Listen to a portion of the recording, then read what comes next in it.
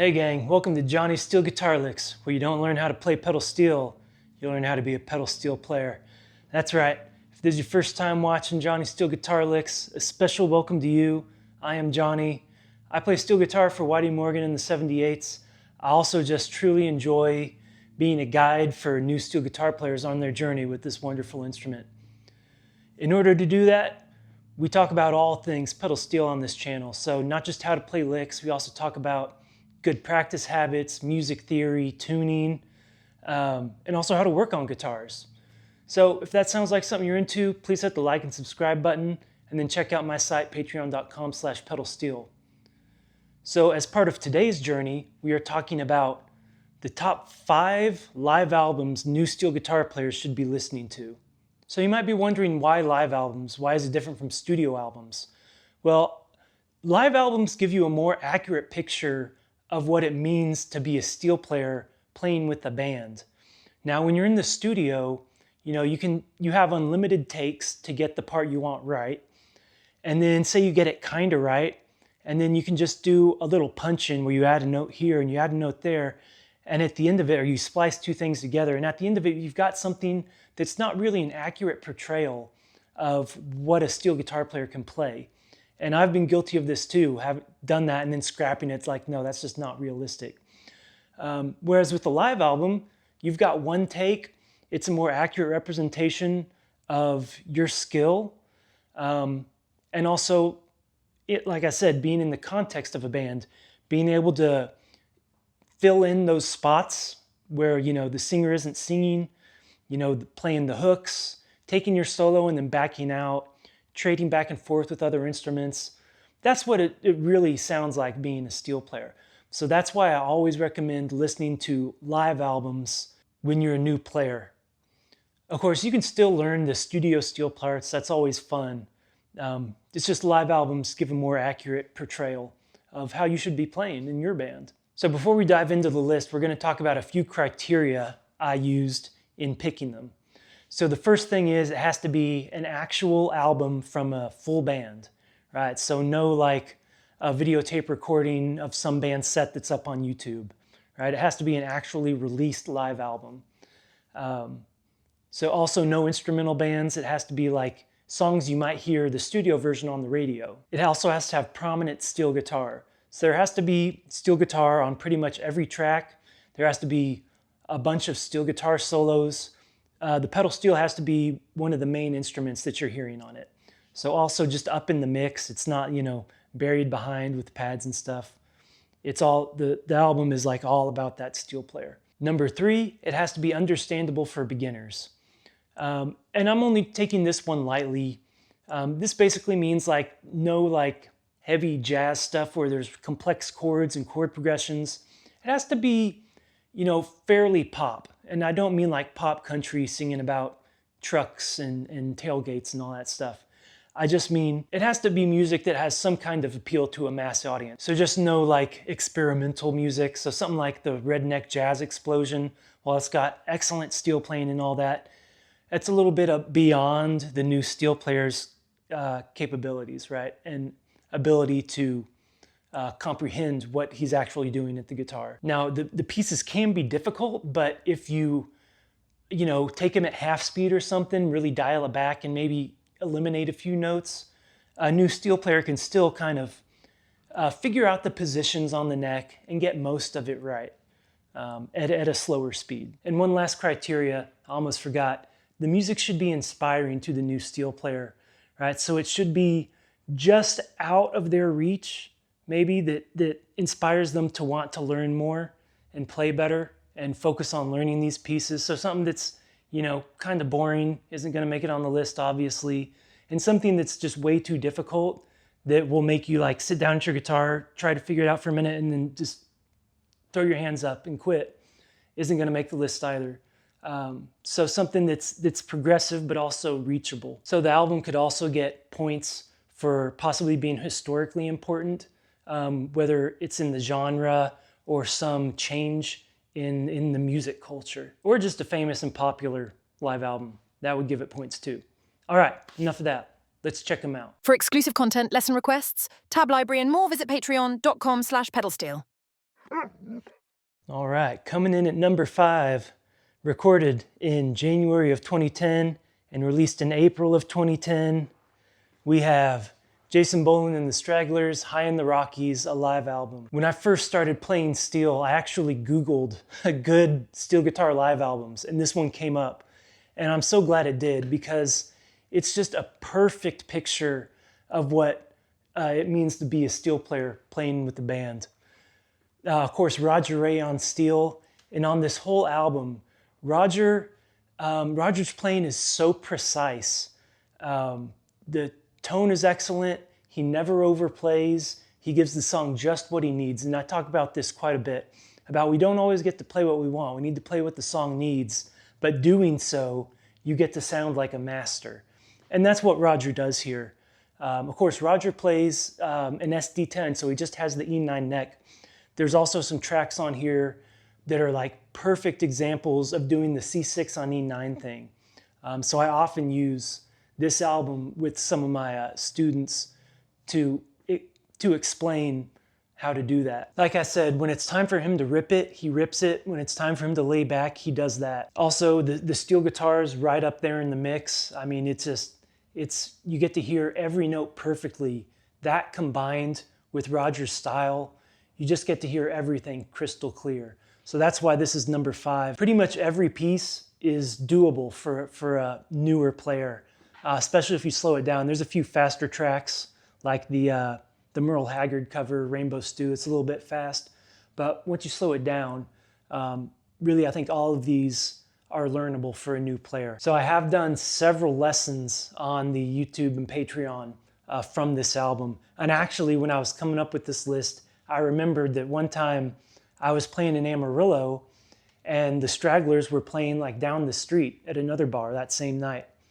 So we went and hung out with them in their tour bus, and I got to talk with Jason about just how much this album influenced my playing. And I've also gotten to meet Roger and tell him that the same. Roger had already left the band by then. But just super cool. And of course they're Okies, so you know that automatically probably gets them on the list above other people. So we're gonna take a listen to that song I was talking about with the perfect C6 on E9 example, and it is called The Party's Not Over. So don't turn out the light.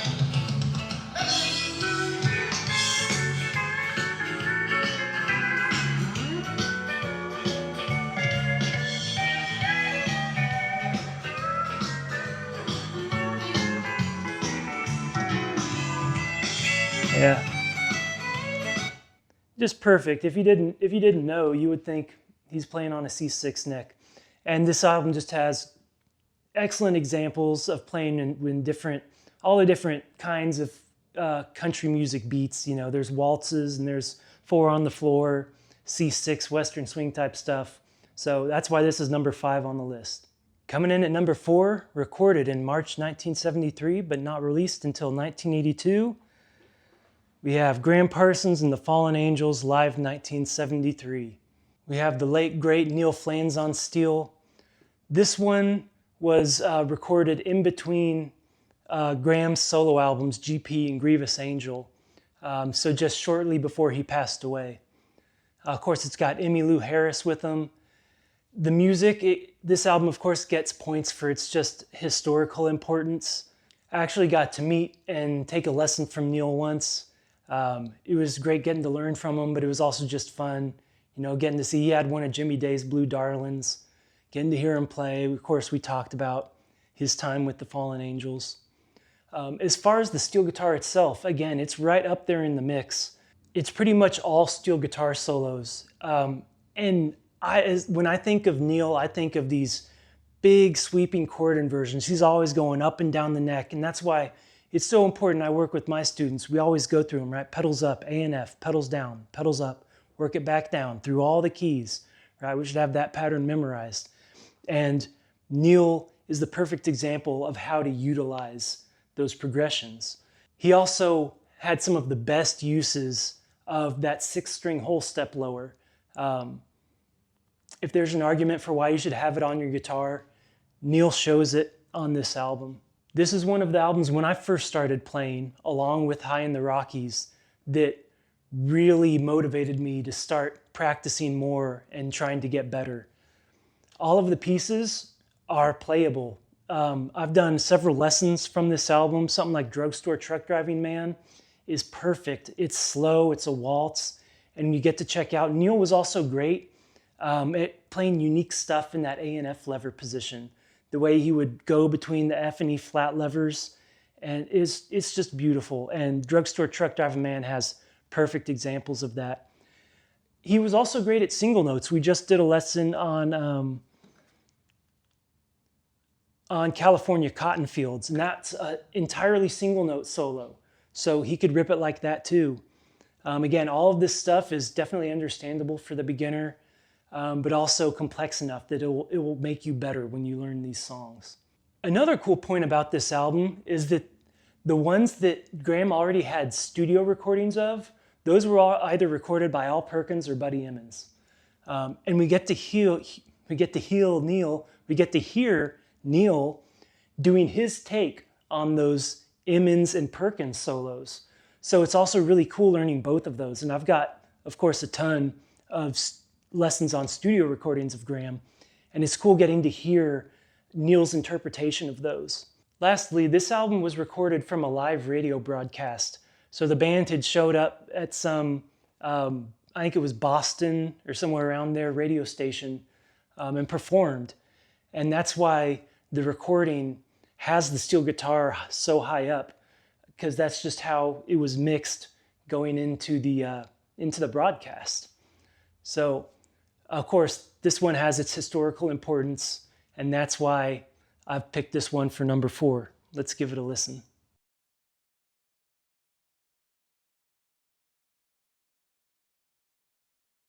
Here's that A&F thing.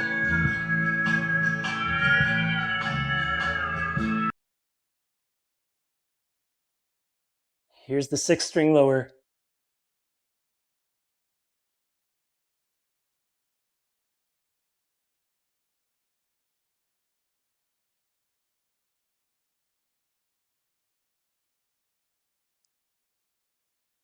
And ends in an A and F lever position.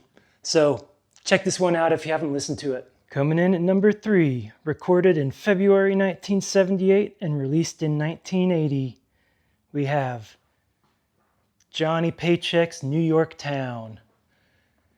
This album is the height of honky-tonk music. Paycheck and his band were the best honky-tonk ever was and ever will be. Unfortunately, you can only play this as a download off of Bandcamp you can get from Vinyl Ranch or on vinyl. It still hasn't been released onto iTunes or anything like that. But we got Big Jim Murphy on steel, and he's just ripping it the whole time. Now, the band is a lot bigger than the other albums we've talked about so far. So it is a little bit buried in the mix, and some of it's harder to hear, and there's a lot more instrumentation going on. If you've never listened to Big Jim, he's one of the best to ever do it. And if you love honky-tonk music, this is the live album to be listening to. Now, this period in Paycheck's career, this is kind of that cocaine can I say that? The white powder honky-tonk music. So it's fast, it's loud, but you still get, and most of the songs are upbeat, but you still get to hear, it's like an upbeat version of a sad song, but you still get to hear Big Jim play in these different kinds of songs. You also get to hear him, I'm 99% sure he's got one of those Boss tones, the fuzz box that plugged directly into the steel. I had one at one point, but I just never really used it. But you get to hear that fuzzed out steel guitar from Big Jim. So we're gonna listen to a version of a cover of She Thinks I Still Care.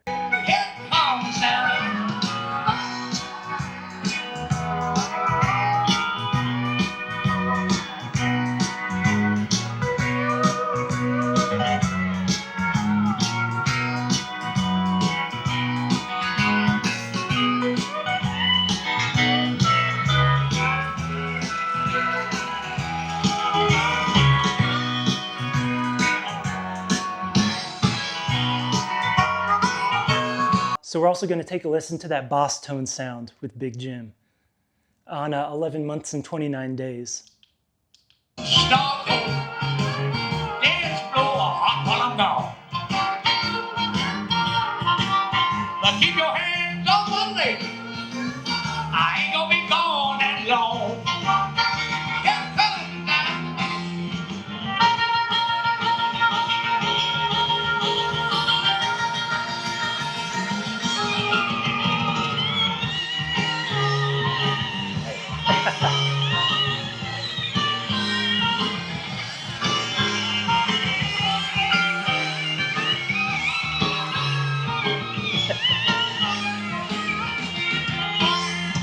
All right, so you get the idea. This is one of the best live honky tonk albums. It is the best as far as I'm concerned. And Paycheck is my favorite, so I'm biased. Now, because this one is hard to get a hold of, we're gonna do another Paycheck live recording from a similar time period. And let's put that up right now. Wow, that's amazing. So this came out in 2022. And it's called a compilation album, but it's essentially just a whole live set from guessing about the 1980 period, right? So New York Town was recorded in 78, and it's got the full band. Of course, we all know Paycheck, things started breaking down for him with the drinking and all that. So at this point, the band's down from an 8-piece to a 4-piece, right? So it's Paycheck, Big Jim, and then the drums and bass. So while that's like really sad, we do get to hear a different version of the songs where every lead is Big Jim, right? Big Jim has to cover all this empty space, right? So it's up higher in the mix. There's more solos. This is incredible. And it's on iTunes. You can probably get it on Spotify. So this comes in at 3.5. Because while it doesn't have the historical significance that New York Town does, it doesn't have the same full band sound, this is super realistic to what you might have to play as a 4-piece, right? I play 3 pieces and 4 pieces all the time where I'm having to play the solos and play some of those lower notes, if maybe there's not a bass guitar. This one, of course, has drums and bass, but Big Jim is it's just excellence for an hour and a half. It's just incredible. Let's take a listen to You're Still on My Mind. the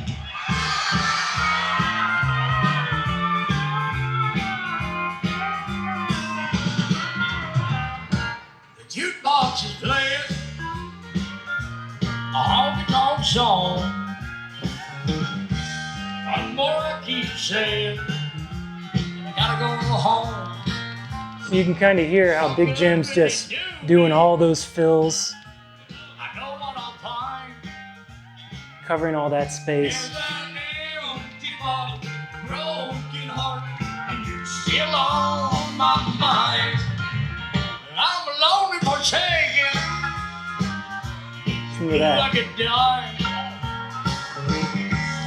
So right there, he's using a chorus effect, right? Because this is a perfect example. If you have to play every little piece, you've got to make it sound different, right? So he did that first verse just as regular steel tone. On the second verse, he threw a chorus effect on, right? So this is also a good example of using effects to change your sound. So New York Town and it's called the I'm the Only Hell Mom Ever Raised, but it's just a live recording from probably 1980 or 81. These come in at number 3. Gonna keep drinking.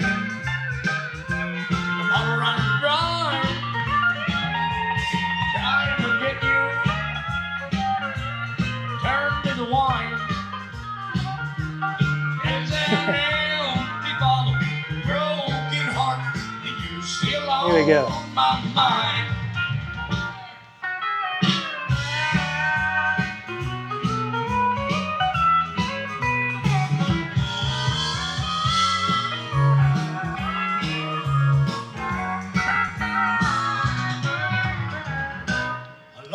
Cool, such a cool modulation. All right, we're getting down to it. If those first 4 albums aren't motivation enough for you, this one surely will be.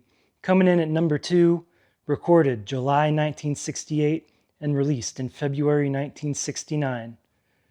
We've got Charlie Pride's In Person, live at Panther Hall. Of course, Lloyd Green on steel. This album is a perfect snapshot of Lloyd in that late 60s tone. Again, same with the Big Jim in last one. It's just an hour, or it's not, I don't think it's even that long, but it's just pure excellence from beginning to finish. I've listened to it a million times and I haven't heard a single bad note. Now, it's a different style, right? Even though this is only like four years apart from the Graham Parsons one. If you're not aware of this album, what I was told that, I'm not sure if this live album was totally planned, but it was recorded on a 4-track. So, of course, Charlie had one mic, Lloyd had a mic on his amp, the band had a mic, and the audience had a mic. So that's why the steel guitar, if you've never listened to it, it's right up front. I mean, you can kind of hear some guitar going on behind there, but it's essentially Charlie's voice, some drums, and Lloyd. And it's just, if this doesn't motivate you to work harder, man, you're with the wrong instrument. Lloyd's style and tone changed a little bit through the years. But if you love that 60s, early 70s palm blocking sound, this is what you need to be studying. At the same time, once you slow it down, some of them are super fast, but once you slow it down, most of this stuff is playable. It's a lot of pedals down, licks, palm blocking patterns, and some harmonized scales. None of it's like really that far out there. So this is definitely one you can slow down and learn, and that'll help you get better. We're gonna play one of my favorite intros of all time, and that is Just Between You and Me.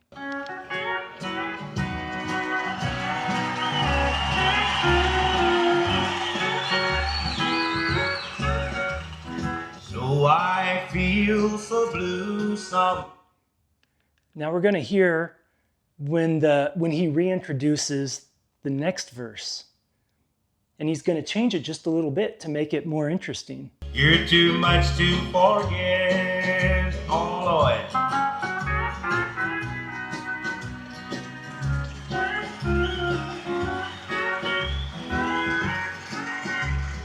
So I've lost. Again, the steel guitar is the lead instrument on this. It's like the other ones before. It's just got perfect examples of filling in that empty space, letting the star shine, and just kind of lifting him up with your steel playing. You're having to play the same thing, but make it a little bit different in order to keep it interesting. So that's why this is a live album that you need to be listening to and you should be studying. Now, before we reveal the #1 live album you should be listening to, we have an honorable mention, and that is the Live at Billy Bob's collection. If you've never been to Billy Bob's, it is the world's largest honky-tonk in the Fort Worth stockyards. I'll throw a picture of it there. I've played it several times. I've gotten to play there with Whitey and with Cody and the Damn Quails. It's a very unique place. And that's why people love recording their live albums there. It's almost a gigantic listening room because they have tables out. It's not like a normal show where people are crowded around the front of the stage. It's actually like assigned seating, which can feel kind of weird, but it does create a special environment for interacting with the audience because you can actually see individual people. Now, I think there's been over 50 live records recorded from Billy Bob's. Not all of them have steel guitar on them, but we do have a good selection for you. Here's Tanya Tucker's. It was released in 2005. It's got Robbie Turner on steel, who of course played with Waylon, recorded with Sturgill. I believe he unfortunately passed away a year or two ago. We're going to take a quick listen to one of Robbie's solos from Delta Dawn.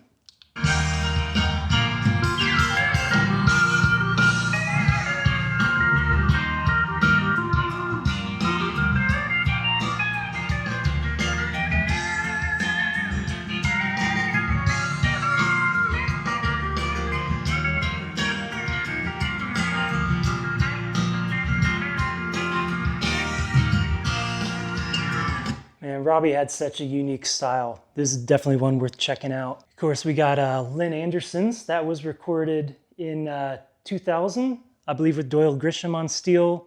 We got John Conley's. Pretty sure it's Weldon Myrick, and this one was recorded in 99.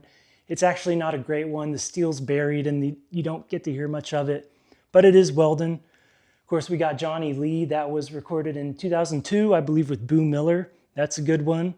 We've actually done a lesson from Asleep at the Wheels, which is Big Jim Murphy again. We did Before the Next Teardrop Falls. Teardrop fall. Jim Murphy on that steel guitar.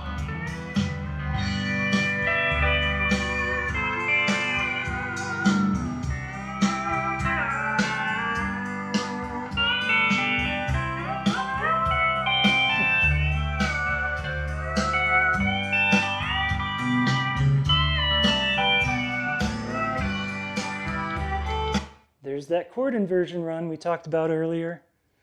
And we'll just look at a couple more. Let's see, we got, of course, this is probably maybe the best one out of them all. Of course, we got Gary Stewart with Steve Pelusic on steel. This one is 2003.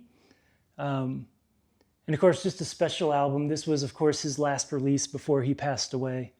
But again, the steel guitar is right up there. That's the great thing about these albums. When there is steel guitar, except for maybe the John Conley one, you know, they know how to mic steel guitar and put it in the mix. This is a special one because like the first ever speed picking lick I learned, I believe, was this one from She's Actin' Single. So copied, once I learned it, I was copying Steve for a bit here.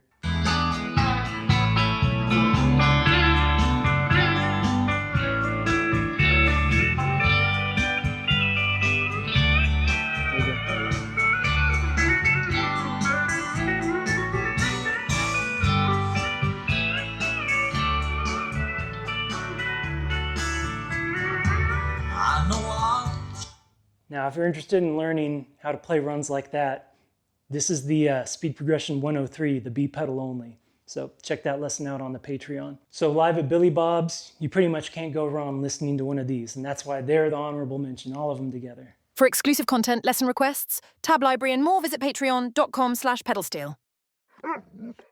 All right, now here's what you've been waiting for. The #1 album new steel players should be listening to.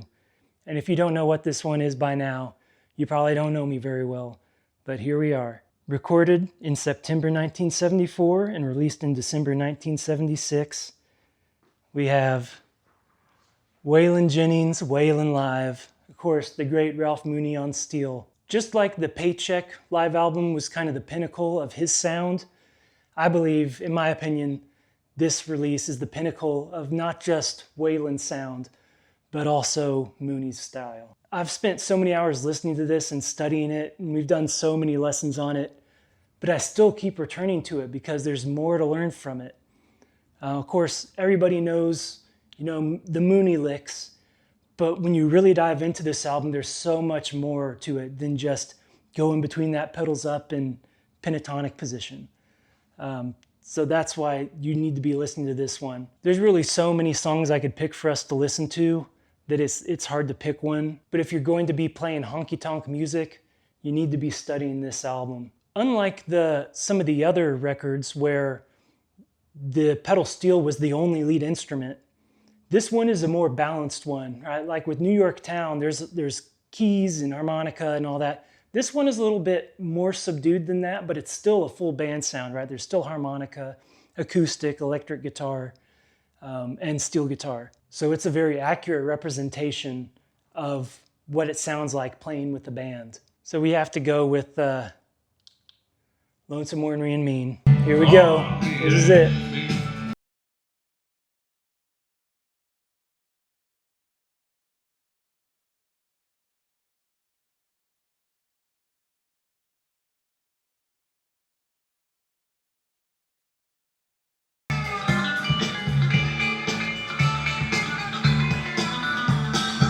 Man, that solo inspired me so much when I first started playing. As I talked about, when I Googled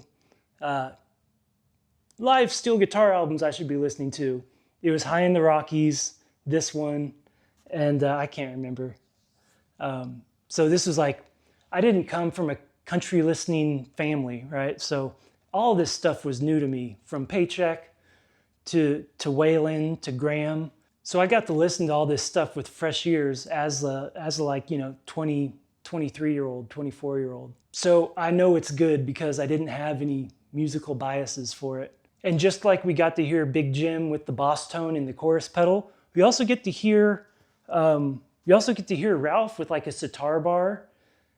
So some really cool sounds he has. Even if you're not a fan of Waylon, this is an album you need to be listening to, right? So we've pretty much covered all the bases of steel guitar tone, going from, the late 60s up into the 2000s, right? We've got that 68 really palm blocking sound from Lloyd.